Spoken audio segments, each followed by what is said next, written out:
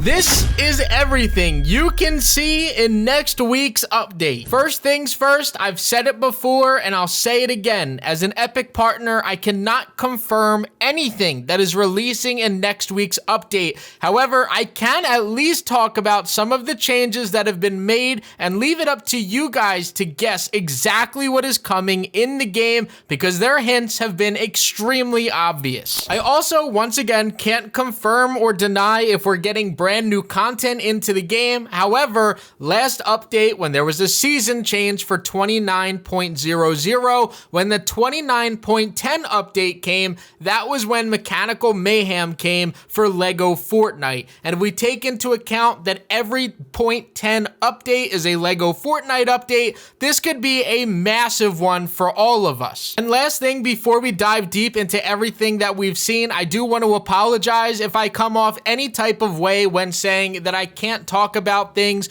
or talk about the update in general. I'm very excited for the update and I am trying my absolute best to hype you guys up as well because this is an update that all of us should get excited for, but I don't want to come off like somebody that's trying to keep a secret from you guys or boasting about knowing things and not being able to put them out. I know how that can come off and understand that's not my intention in any way, shape, or form. I do just want you guys to be as excited as I am for next week's update. Now, one of the biggest hints, and really the one that maybe you should focus on the most if you really want to get a look at what's coming in Thursday's update, is right at the Lego Fortnite main menu. I'm not talking about what's in the top left, I'm talking about in your select world. What you guys should notice on every single one of your game modes or every single one of your created worlds is that they've all been changed now and labeled as custom. So even though my survival world was created on December 19th and I never customized anything in there, it went from just being labeled as survival changed to survival custom. So you have to ask yourself, why would they change everybody's survival mode and turn it into a custom game mode? I know that when you guys go into create new world and you go into create and you start messing with the settings, that will actually apply that custom tag to it. But why is it that when you guys don't do that, why is it that all of a sudden now they added this on to sandbox and survival mode to now be called a custom game mode? Now, another question that you have to ask yourself is why is it that every single item in the game has been getting a raise in the stack size approaching this next update? So if you guys didn't know, things like food items are still at 30 total, which is fine. And we'll talk about an update that they made to food a little bit later on.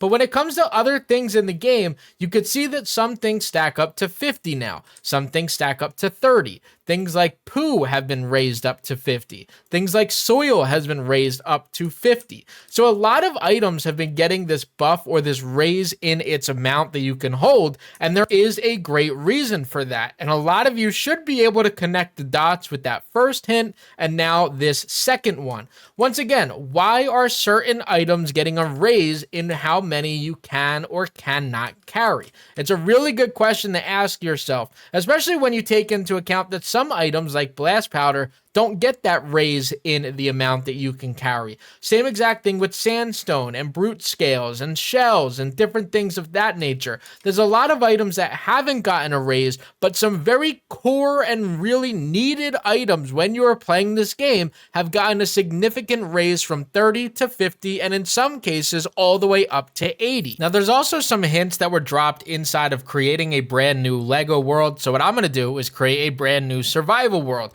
Now those hints are pretty simple because they did give us update notes on this. So they officially came out and said that they made starting world changes. When creating a new world, you will now start with 3 full hearts of health instead of 1. And you guys can see that in the top left corner. That same exact thing applies when it comes to hunger. So you start off with a full hunger meter when creating a new world. To all of us that have been playing for a while, when we created our Star Wars world, we started off with half the amount of hearts and half the amount of hunger. So you immediately had to go out and find yourself some food. The other thing that's important to notice is that the live event for Star Wars is no longer here. Not that it's really a live event, but we still do have the Star Wars event here with the Crash Star Destroyer, but now Captain Bravara starts off with us when we spawn into the game. So you could still get access to all of the Star Wars stuff when creating a brand new world. However, you won't be able to see the entire event that goes along with it. Now, another huge update that was made was you actually don't get hungry very fast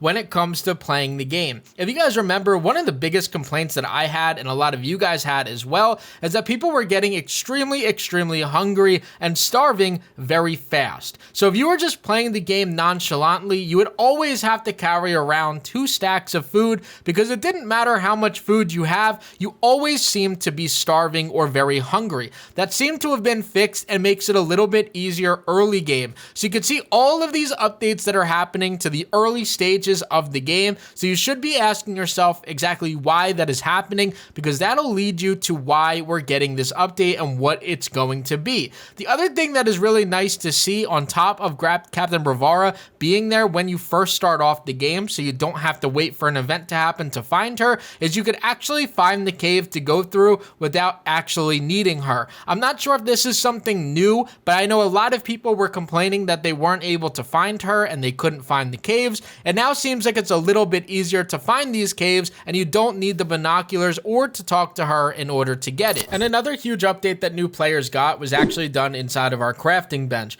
That's going to be for the rare, uncommon, and common forest axe, and then also for the pickaxe. If you didn't know, they actually increased the durability on these items, which means now when you craft them, especially as early game players, they're going to last you a little bit longer and make sure that you get even more resources. The hunting dagger actually had the resources needed to craft it changed so that it's a little bit easier to get, and that same exact thing did happen to the uncommon or the common health charm to make it once again a little bit easier to create and get this item.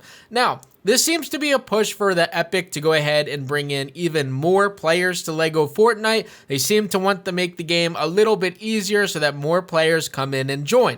Now, that's one way to look at it, but there are other ways to look at these changes and why they're making them. Again, I'm not allowed to say exactly what is happening in the game, but all of these hints combined together should really give you guys a great idea as to what is to come. Hopefully, we do get a lot of teasers this upcoming week into LEGO Fortnite, and we could actually see exactly what is going to come. But let's hope that Thursday is a big day for every single one of us when this update actually hits. I hope that you guys enjoyed today's video. Please don't forget to leave a like, comment, and subscribe to the channel. And as always, guys, this was Crafty, and I'm out.